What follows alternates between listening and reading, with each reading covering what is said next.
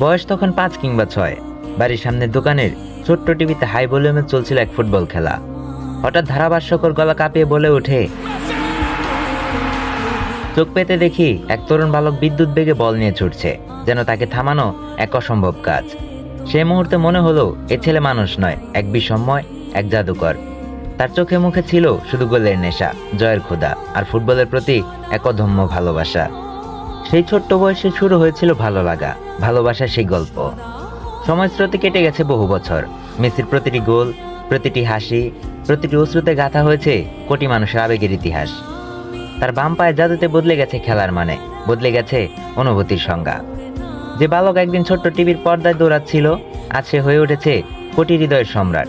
কিন্তু আজ সে জাদুকর যেন বিদায়ের খুব কাছে।